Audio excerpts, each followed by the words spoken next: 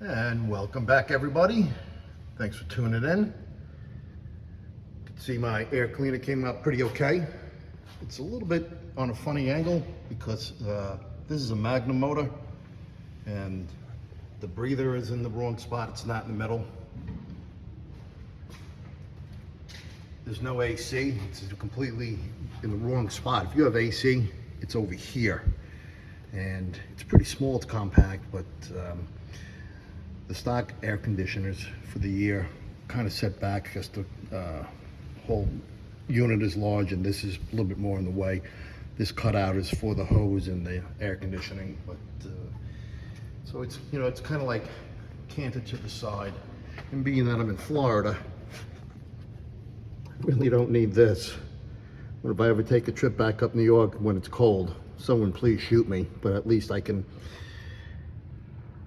put a little fixture here. Mr. Gasket actually has a couple parts that you can makeshift your own heat riser stove and connect it to the header so it gets some of the hot air.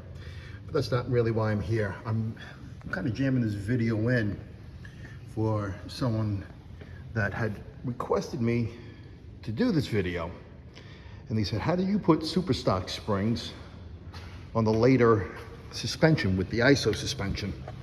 Well, it's a little bit dark here in the twilight hours, but it starts with the extension, which you still need.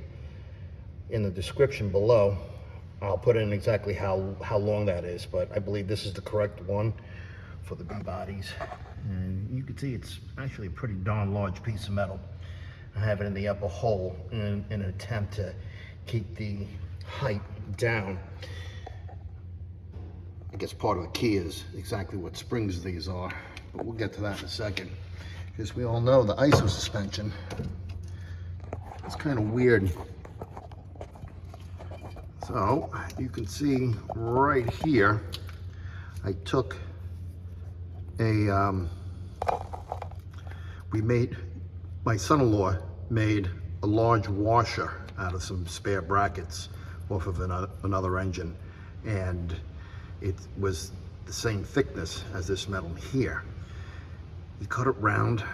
It fit very snug. He really took his time on it, which was like 5 minutes. He's very good at what he does. And he fitted in to the large hole that the ISO suspension rubber would go through. And the pin is even larger on the springs. You can see that he tack welded it in here and on the other side. And I'm not taking this apart, but he was on the underside as well. It's very well in there. These were just like the holders. Underneath is where it's really good. And you know, he went around the whole thing. We drilled the hole for the aluminum spacer. Now, what I did was, when I first put this together, this had a stink bug look with the ass so high, like I've never seen before. I couldn't get over it. I was like, that's crazy. So I went to Mancini for this 2-inch spacer and the requisite longer U-bolts, which are actually a bit long for what I need. Better off to have them long than too short. What I'll do in the future is either chop a 1/2 inch off of that, because that's a 2-inch, and go to 1.5 inches. With the 2-inch, it rides like a stock ride height. You wouldn't even know. Now down below here, these shock plates also come from Mancini. And they're pretty typical. Nothing special.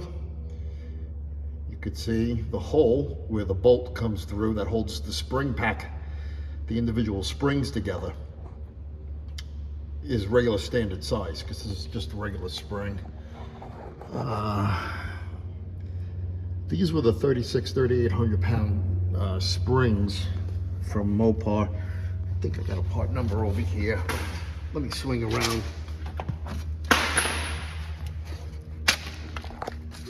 Maybe I can see it here.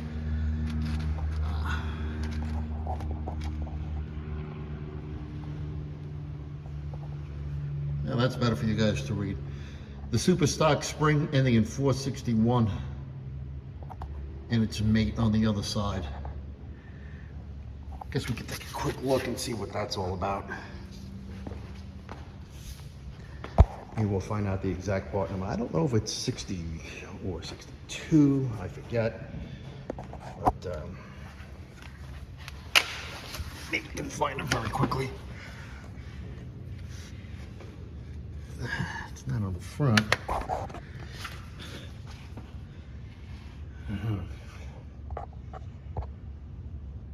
Can't read the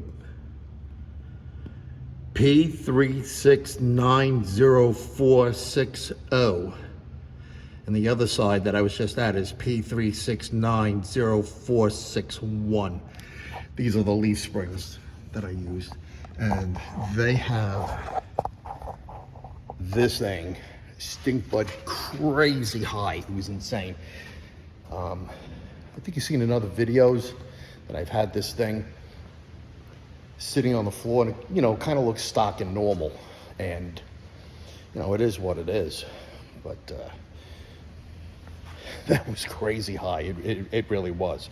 That 2-inch lowering block has this car at a regular, normal looking stock ride height, which is pretty good. To give it a rake, you'll want 1.5 inches. And like I said, you know, the perch on the axle, you're just going to have to find yourself a nice thick piece of metal, cut the sides, drill a hole in the center for the spring pin, nut and bolt that holds the individual springs together.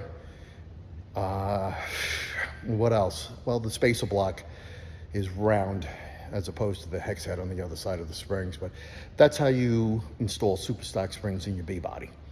Your late B-body, your forgotten ones, where the ISO suspension comes in. I know they also use them on the FMJs later on. Sorry, I can't help you there, but same principle applies. You should be able to swap this tech right over. So there's your quick bit of tech on how to swap super stock springs into your ISO suspension car. And yeah, I think even Camaro guys could use this. Holy crap. All right, fellas. Until next time, thanks for tuning in. Like, share, and subscribe. If you learned anything, enjoy the day. Talk to you later.